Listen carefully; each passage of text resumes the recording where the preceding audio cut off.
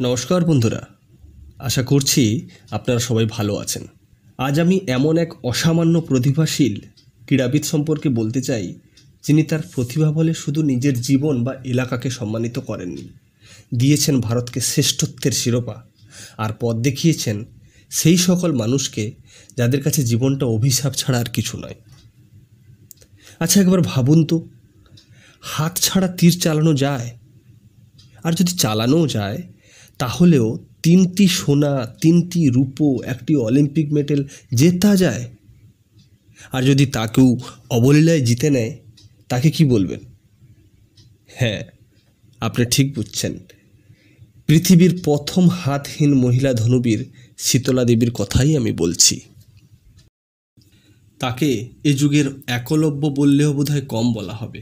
সত্যি বলতে কি, এ এক অসামান্য জীবন কাহিনী।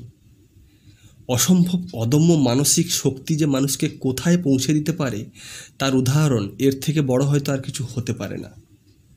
অলিম্পিকে শীতলা দেবীর ছোড়া তীরগুলো যখন একের পর এক 9 এবং 10-এ হিট করে যাচ্ছিল, সত্যি বলতে কি যেন মনে হচ্ছিল তিনি এই তীরগুলো সমাজের সেই মানুষগুলোর দিকে ছুড়ে দিচ্ছেন যারা কোনো না কোনো সময় তার এই প্রতিবন্ধকতার দিকে আঙুল তুলে ঠাট্টা করতেন।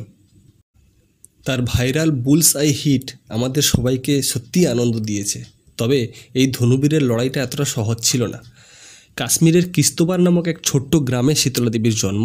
বাবা কৃষিকাজ ও মা পশুপালন করেই তাদের জীবন অতিবাহিত হতো। ছোটবেলা থেকেই ফোকোমিলিয়ায় আক্রান্ত হওয়ায় হাতের স্বাভাবিক বৃদ্ধিটা হয়নি। তবে অবাক করার মতো যেটা, হাত ছাড়াই কিন্তু তিনি তত্তরিয়ে গাছে উঠে যেতে পারতেন অবলীলায়, যা প্রথমে চোখে পড়ে ভারতীয় সেনার। তারা শীতলা দেবীর এই প্রতিভাকে চিনতে পারে এবং তার পড়াশোনা ও যাবতীয় দায়িত্ব নেন। আর এখানেই তিনি কোচ অভিলাষ চৌধুরীর চোখে পড়েন। আর সত্যি কথা বলতে কি, তারপরেরটা ইতিহাস। মাত্র 11 মাসের ট্রেনিং ও অদম্য মানসিক জেদের পুরস্কার হিসাবে তিনি এশিয়ান প্যারাগেমসে 2টি স্বর্ণপদক জেতেন। তবে হ্যাঁ, আপনাদের মতো আমার মনেও এই প্রশ্ন জাগে, হাত না থাকার পরেও এই খেলার প্রতি তার আগ্রহ জাগলো কীভাবে?